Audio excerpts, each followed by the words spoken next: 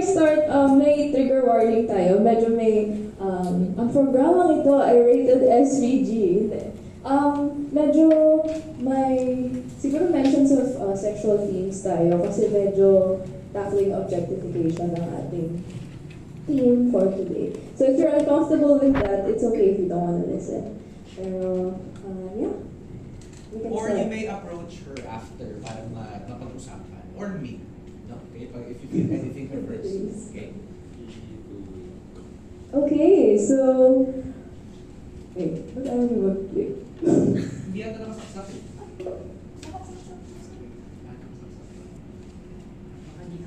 Wait lang. Pasabog, men. Okay. Trigger warning nga. Okay, ikaw na lang mag-click. Oh, thank you. Okay, so let's start.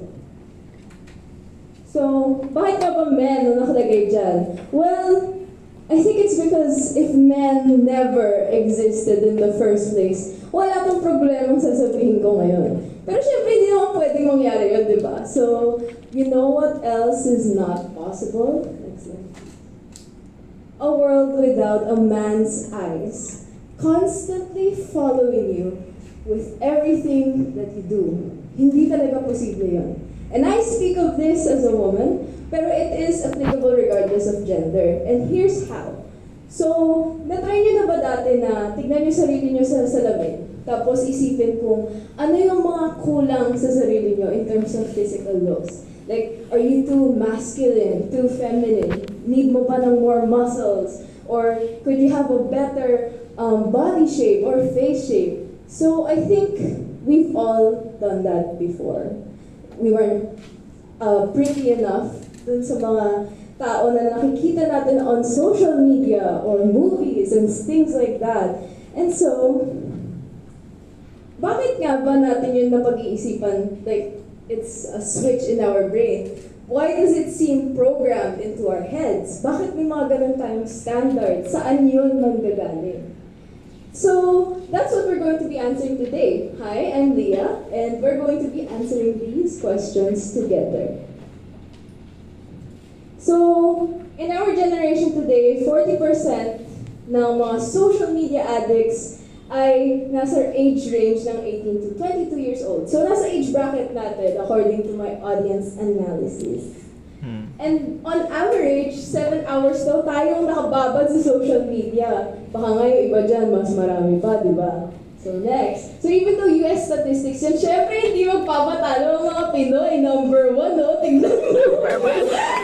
Proud. Spend most time on social media. Syempre panalo dyan, consistent dyan ang mga Pinoy. Next slide, please. And so, hindi yun maganda sa ating self-perception. That unhealthy amount of time we spend on social media or watching movies and comparing ourselves to these people, hindi siya maganda para sa self-perception natin. What you see in media is not always true. It is filtered, it is not raw, and it is catered sometimes to a specific audience, so hindi siya talagang authentic. And that's where the male gaze comes in. So, ano to? It's a theory by Laura Mulvey sa kanyang essay in 1975, so Visual Pleasure and Narrative Cinema. And basically, what that entails is, she broke it down into 3 components. The one behind the camera, the character in the film, and you spectator. And it's always assumed, daw dati, na ang spectator ay positioned as a male. Oh my God. So hindi pwedeng iba. And the visual pleasure that he gets from this is from the objectification of women and glorification ng male roles in cinema then. So that's what feeds into onto his ego. Yun ang nagbibigay ng power sa kanya. So we can safely say na a lot of these movies back then and even now have the what we call the male gaze and cater to men. So, an example of that. So, alam naman natin, Megan Fox is like very iconic and we all had a crush on her at some point in our lives. And ang isang Example dyan ay ang Transformers na franchise, wherein she's actually a very smart mechanic, pero a lot of the shots in these movies, were focused on her body. And may times na she doesn't really, she doesn't really affect the plot significantly. So yun yung sinasabi ng male gaze. And then contrary to popular belief, we have Mean Girls here. And hindi naman at all scenes na nag-cater to the male gaze, pero in the specific scene here, we can see them performing quite, medyo sexy yung scene na yan, di ba? Yung Jingle Bell Rock na iconic scene nila. Pero at the same time, they dress quite provocatively, and whether they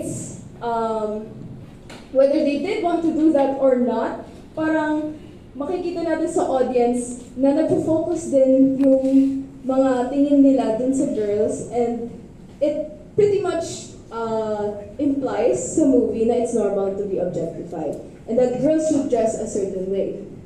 Okay, so even if you haven't watched those movies, we also have Black Widow, which she has never, and I mean never, escaped the male gaze sa MCU ever, sa kahit anong movie na kanyang sinalihan.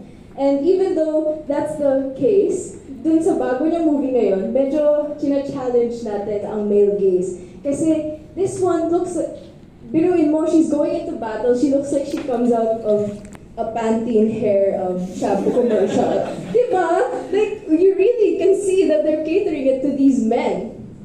As for this one, you can see that she's trying to challenge the camera by staring right into it and saying, okay, do you dare to challenge me this time? Okay, so next naman tayo. Also famous, si Harley Quinn. And ang masasabi ko lang dito, in the interest of time, it was directed by a man and a woman. So you can see the difference in which they want the character to be perceived. And this one caters more to the male gaze and how she acted as girlfriendly Joker, while her complexity as a character is shown more in the Birds of Prey movie. And yung mga outfits niya rin were less, sexy, pero it was still her, in a sense. So, yun.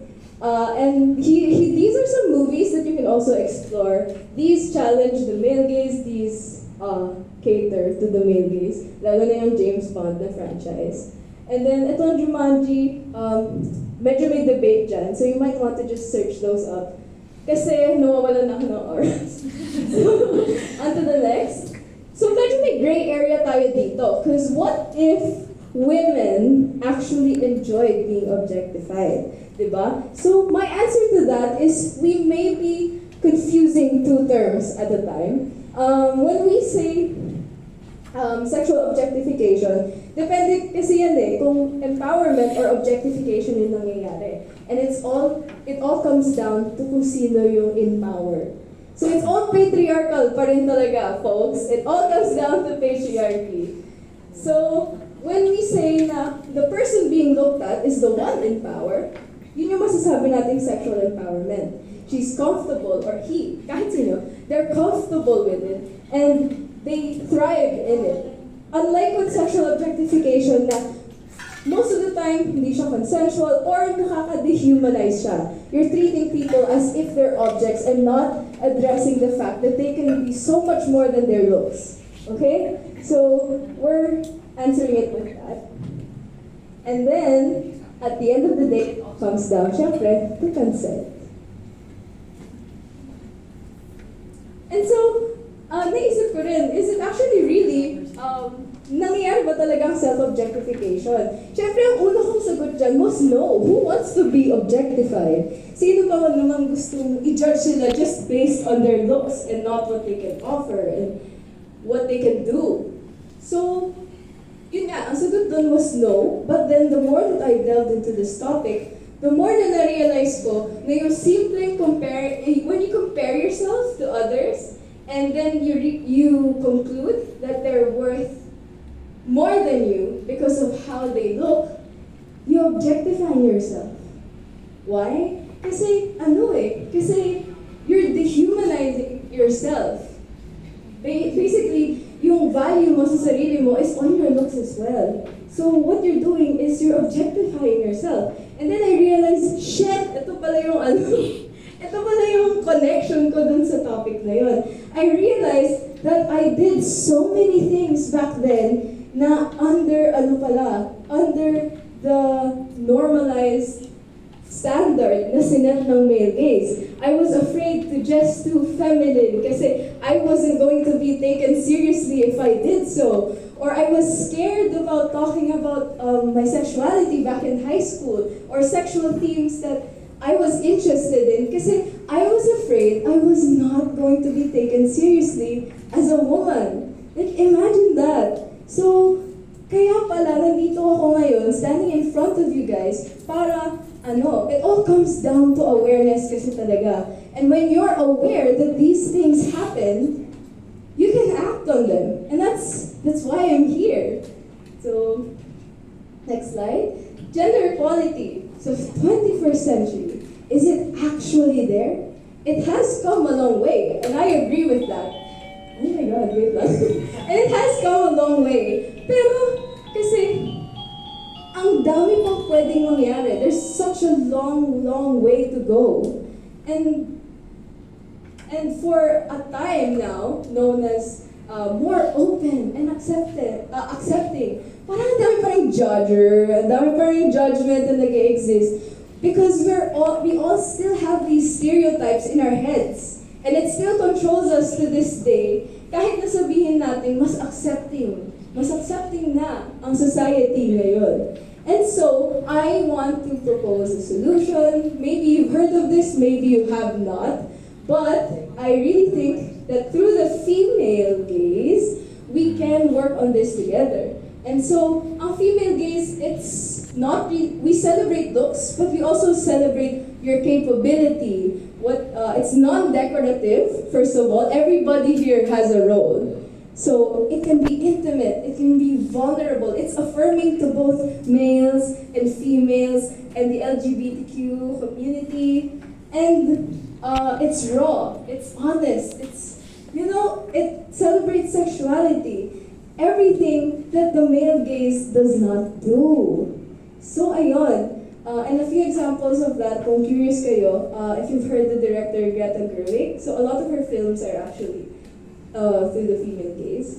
Okay, mawawalan na naman ako ng oras. So this was my original question talaga. What if the male gaze never existed? And I was not able to answer that question. Because how can you even answer that? It's already established. It already exists. You can't make something just disappear out of nowhere. And so we translate this question into, what if women directed the narrative? And so, through the female gaze, we really do challenge the male gaze.